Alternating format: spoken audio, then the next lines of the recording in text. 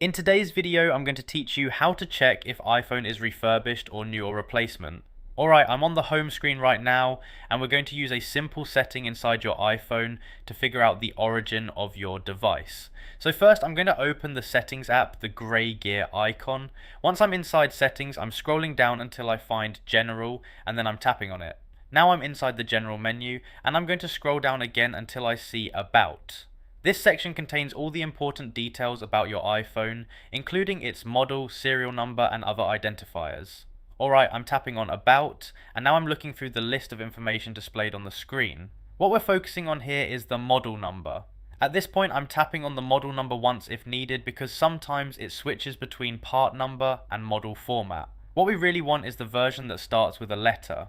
Now I'm looking closely at the very first letter of that model number. This letter tells you the classification of your iPhone. So if the model number starts with the letter M, that means the device was sold as a brand new unit directly from Apple or an authorized retailer. If it starts with the letter F, that indicates the iPhone is refurbished. This usually means it was previously used, returned, and then restored by Apple or a certified provider before being sold again.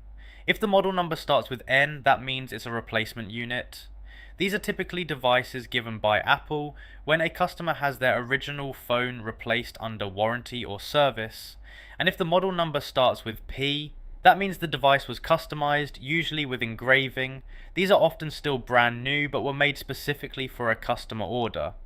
I like to pause here because this small detail is something a lot of people overlook, but it gives you a quick and reliable way to verify your iPhone's background without needing any third-party tools. Once you've checked that first letter, you'll have a clear idea whether your device is new, refurbished, replaced, or customized. And that's it. You opened settings, went into general, tapped on about, checked the model number, and identified what type of iPhone you have. Now you can quickly verify the status of your device anytime.